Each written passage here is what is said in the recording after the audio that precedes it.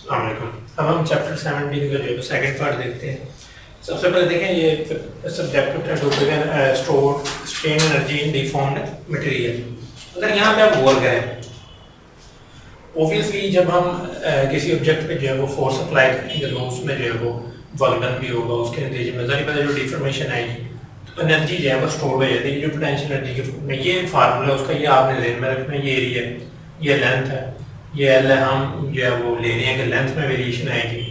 ये elastic modulus है, इसकी डेरिवेशन तो हमने नहीं करनी, ये बोथ इलास्टिक और नॉन इलास्टिक के लिए जो है वो वैलिड है। इसके अंदर यही इंपॉर्टेंट पॉइंट है। नेक्स्ट जो वेरी इंपॉर्टेंट टॉपिक और कुछ वैल्यूज भी आपको याद करनी पड़ेगी वो है इलेक्ट्रिकल प्रॉपर्टीज ऑफ सॉलिड्स। ये बड़ा इंटरेस्टिंग टॉपिक है कि डिफरेंट जो सब्सटेंसेस हैं वो उनके अंदर करंट किसी में से फ्लो करता है, किसी में से नहीं फ्लो करता। ये उनके जो है वो एटम्स की जो है वो अरेंजमेंट और जो भी स्ट्रक्चर है एक पूरा उस पर जो है वो डिपेंड करता है। लेकिन इसमें सबसे जो इम्पोर्टेंट चीज़ है कि कुछ वैल्यूज हैं बुक में लिखी हुई हैं कि जो कंडक्टर्स हैं उनकी कंडक्टिविटीज की जो है ऑर्डर वो 10⁻⁷ है और यूनिट ऑब्वियसली मेंशन है। कंडक्टिविटी का यूनिट ऑलरेडी हम पढ़ चुके हैं। एग्जांपल्स भी याद रखनी है आपने। फिर इंसुलेटर्स हैं उनकी रेंज जो है वो 10⁻⁻10 टू 10⁻⁻20 इस रेंज में है।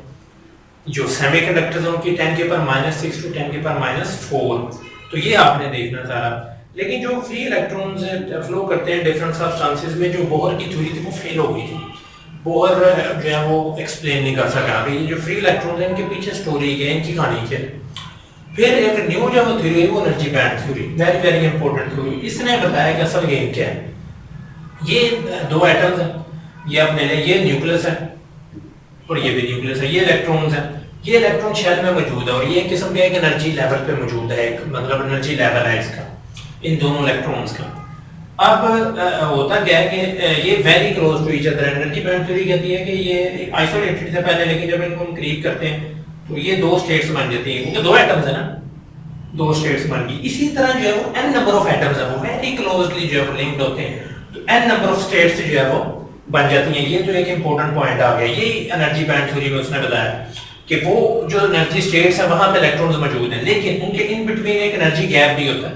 फॉरबिडन एनर्जी स्टेट्स होती हैं जो ये गैप भी कहते हैं। फॉरबिडन एनर्जी स्टेट्स वो ऑक्युपाइड नहीं होते बाय फ्री इलेक्ट्रॉन्स, लेकिन यहाँ पे इलेक्ट्रॉन्स मौजूद होते हैं। ये एक इंपॉर्टेंट पॉइंट है कि ये थ्योरी हमें बताती है कि इस तरह जो है वो इलेक्ट्रॉन्स जो है वो मौजूद होते हैं। लेकिन इंपॉर्टेंट चीज ये है कि ये जो थ्योरी है, जो वैलेंस इलेक्ट्रॉन्स होते हैं उनके नाम से हम उसको वैलेंस बैंड भी कह देते हैं और एक कंडक्शन बैंड होता है जहाँ पे फ्री इलेक्ट्रॉन्स जो है वो अवेलेबल होते हैं। लेकिन सबसे बड़ी इंपॉर्टेंट जो चीज़ है कि जो वैलेंस बैंड होता है वो ऑलवेज जो है वो एम्प्टी नहीं होगा, या तो वो फिल होगा कंप्लीटली और यहाँ फिर वो जो है वो पार्शली फिल्ड होगा। लेकिन जो कंडक्शन बैंड है वो एम्प्टी भी हो सकता है और फिल भी हो सकता है, पार्शली जो है वो फिल भी हो सकता है, डिपेंड करता है कि वो किस किस्म का जो मटेरियल है। अगर आप यहाँ पे देखें ये जो डायग्राम है ये इंसुलेटर के साथ है।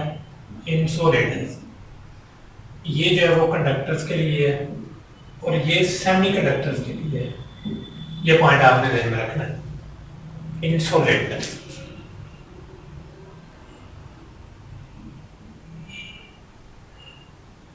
जी, ये कंडक्शन बैंड और ये वैलेंस बैंड है, देखिए बहुत ज्यादा गैप है।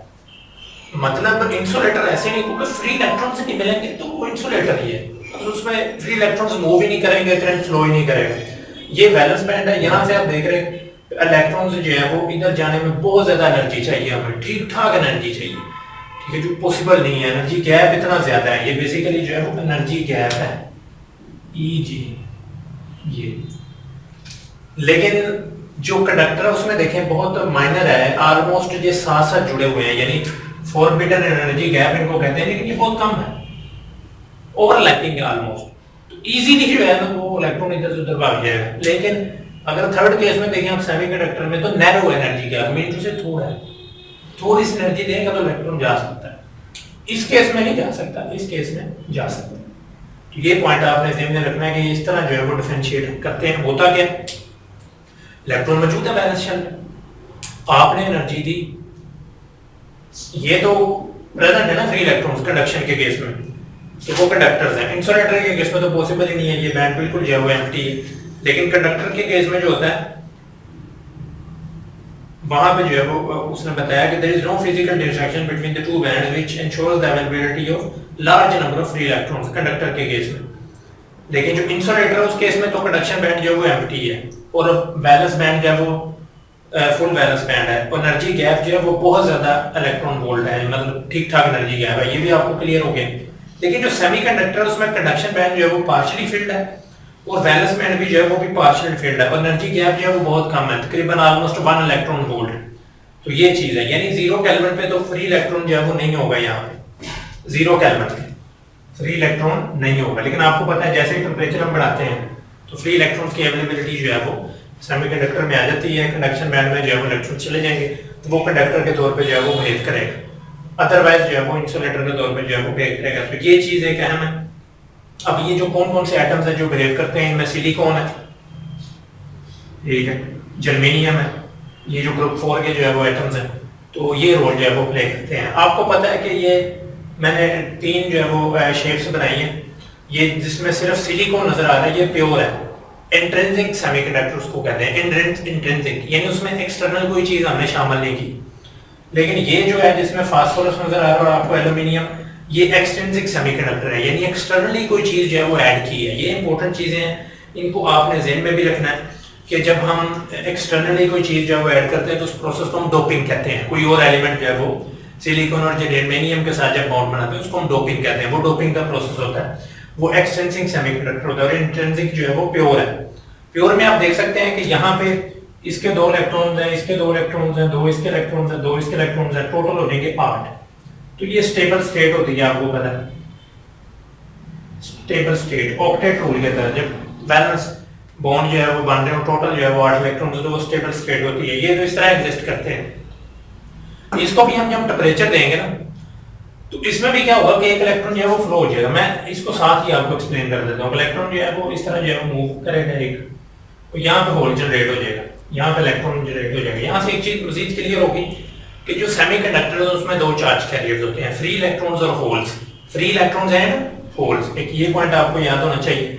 दूसरा ये क्या है कि ये तो एक है ना, सिर्फ एक यूनिट, मतलब एक यूनिट है। ये क्रिस्टल में बेशुमार होंगे, सेमीकंडक्टर जो होगा उसमें बेशुमार इस तरह के बॉन्ड्स बने होंगे। यानी अगर ये एक आप यूनिट ले लें, इसी तरह के बेशुमार यूनिट्स होंगे, हर कोई जो है वो इलेक्ट्रॉन एक से निकलेगा दूसरे में जाएगा, होल्स भी जनरेट हो जाएंगे, इलेक्ट्रॉन्स भी बनते जाएंगे।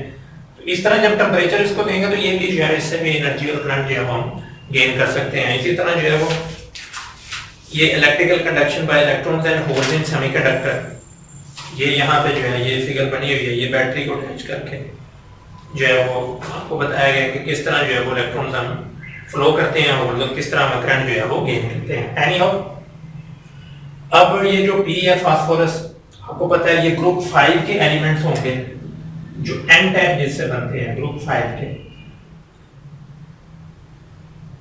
ग्रुप 5 ये होगा ग्रुप 3 जिससे जो है वो ई टाइप बनेंगे, ई टाइप सेमीकंडक्टर्स। ये एन टाइप सेमीकंडक्टर्स है। यहाँ पे जो फास्फोरस है 5 इलेक्ट्रॉन है, ग्रुप 5 है, ठीक है। एक इलेक्ट्रॉन इधर आ गया, एक इधर आ गया, इसका एक इधर आ गया और एक जो है इधर आ गया, एक इसका फ्री है। ये जो फ्री है हर यूनिट में फ्री होता जाएगा, ऑब्वियसली ये एक यूनिट है ना, पूरी क्रिस्टल होगी, पूरा सेमीकंडक्टर जो होगा उसमें ठीक ठाक यूनिट्स होंगे इसके, तो हर एक में फ्री इलेक्ट्रॉन अवेलेबल है। तो इट्स मीन कि वो कंडक्शन का रोल प्ले करेगा। तो इसको हम एन टाइप सेमीकंडक्टर कहते हैं। और इसमें इलेक्ट्रॉन्स मिल रहे हैं हमें तो नेगेटिव कैरियर्स, यानी मेजॉरिटी ऑफ चार्जेस जो है वो नेगेटिव। ये पॉइंट भी आपने देखना है।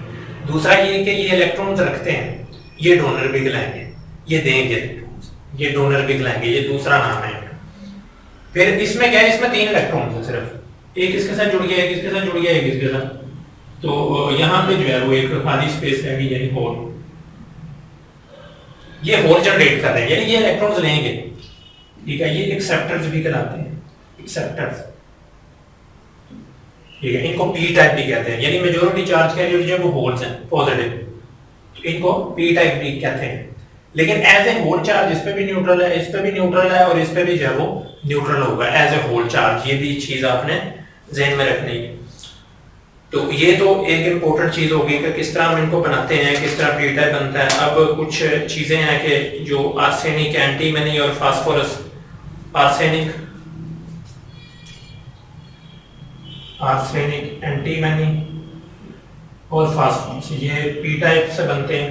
सिमिलरली इसमें जो आ जाते हैं एल्यूमिनियम है, ठीक है, गैलियम है, एल्यूमिनियम, गैलियम एंड ये जिसको हम कहते हैं बोरॉन, ये जो है वो ग्रुप 3 के एलिमेंट्स हैं, इससे जो है वो पी टाइप बनते हैं। तो ये एलिमेंट्स के नाम, इस पे एमसीक्यू बन सकता है, इस पे भी एमसीक्यू बन सकता है। तो ये थोड़ा सा आपको आइडिया होना चाहिए कि ये किस तरह जो है वो वर्किंग का तो आपको कंसेप्ट होना ही चाहिए। लेकिन मेन चीज़ें एलिमेंट्स कौन से मिल रहे हैं ग्रुप 3 के, ये इससे पी टाइप बनेगा जब ये डोप करेंगे इसके, जब इनसे डोप करेंगे तो एन टाइप बनेगा। तो ये जो पॉइंट आपको क्लियर हो गया। नेक्स्ट इंपॉर्टेंट एक है, सिंपल सी चीज है, वो है सुपर कंडक्टर्स। के सुपर कंडक्टर्स जो है वो क्या होते हैं, ठीक है, उसके नाम से ज़ाहिर है कि ये सुपर कंडक्टर्स हैं, यानी कंडक्टर से कोई ऊपर वाली जो है ना वो चीज़ है, यानी इसमें ठीक ठाक जो है वो करंट फ्लो करेगा, इनकी रेजिस्टेंस जो है वो मिनिमम होती है। एक तो ये पॉइंट आपने ज़हन में रखना है। आगे यानी कोई खास रेजिस्टेंस नहीं होती करंट के लिए, ऑलमोस्ट जीरो कंसिडर करते हैं रेजिस्टेंस को, कोई एनर्जी डिसिपेट नहीं, तो करंट जो है वो ठीक ठाक इससे फ्लो करता है। अब इसके जो दो पैराग्राफ्स हैं तो वहाँ पर कंपाउंड्स लिखे हुए हैं डिफरेंट किस्म, तो आपने रीड करने हैं। मसलन मैं कुछ करता हूँ, कुछ टेम्परेचर्स लिखे हुए हैं कि एक 1911 में जो है वो फर्स्ट सुपर कंडक्टर जो है वो डिस्कवर किया गया, कैमरलिन Lawrence, when it was observed that electrical resistance of mercury disappeared suddenly as the temperature is reduced below 4.2 Kelvin।